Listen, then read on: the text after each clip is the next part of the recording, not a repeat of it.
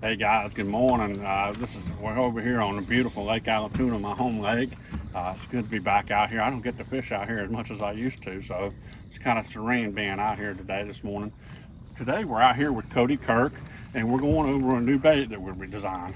It's called the Dredge 18.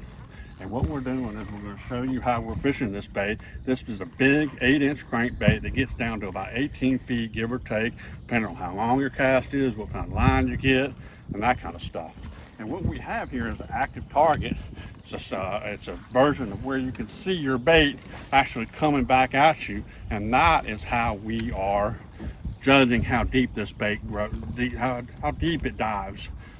We tried different types of lines, copoly and fluorocarbon, and we've tried to see which one does the best and actually see the differences between the two lines and how deep you get, or how deep you don't get. So here Cody's here talking, he's looking at the Panoptix, he's looking for fish, and he's also watching his crankbait. If he sees a fish follow, he can stop and that kind of stuff. But for this purposes, we're just going to show how deep the bait dives. And I'm going to show you a bit of a technique before we get into that. So what Cody does here, he's got the MBA 36, my rod, and he's going to make a super long cast. What I want you to notice now is what he does now. Watch how hard he's cranking that bait. He's burning that thing down. That's what a lot of things we do in Mexico is we do those XD10s, is you burning that sucker down the first 15-20 handle turns, and then you start your retrieve. So what you're doing there is you're making that long cast. You're trying to get it down to the strike zone, the depth that you want it quickly. So basically, your trajectory pattern is like this, and go down versus a nice semicircle. If you were to do a normal retrieve, so on the semicircle, you'll get that. You'll just barely touch 18 feet. On the burn, you will get it faster, and you will stay in that 18 feet range longer. So that's one of the things a lot of people don't realize about crankbaits. You just sit there and casually reel, you're not going to get your target depth. Cody's active target, you can see the bait moving along right there at the 15-foot mark. You see how it's already down to 15 on only like a quarter of his cast because he cranked it down, but you can see he's working that 15-foot mark.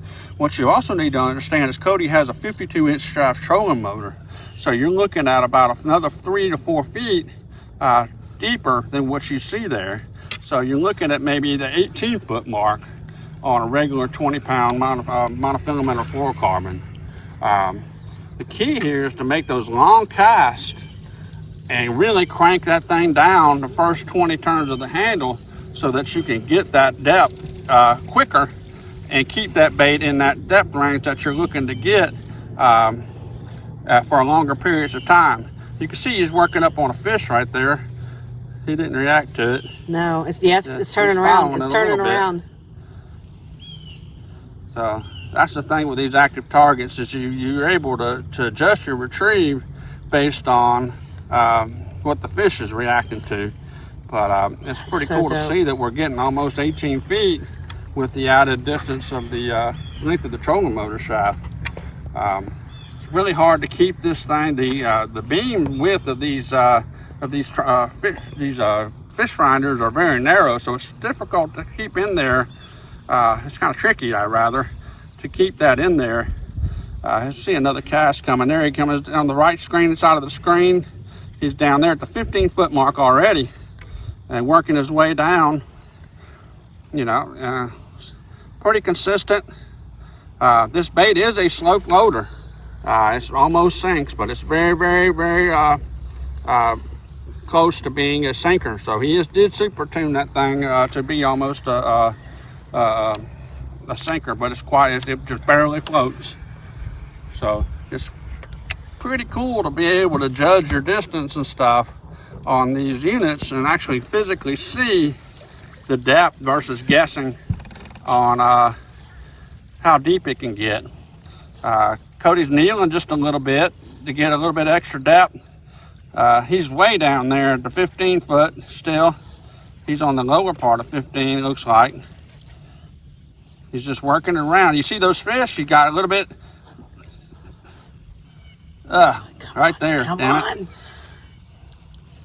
It's interesting to see the way that they've drawn the fish up. Yeah. You know, that's one thing that's really interesting to me is that these fish are coming from the depths to look at this bait, and you can really see that. One thing I wanted to add that Mike didn't touch on is the way this bait comes through cover with this big lip that allows it to come right over branches and trees. With these,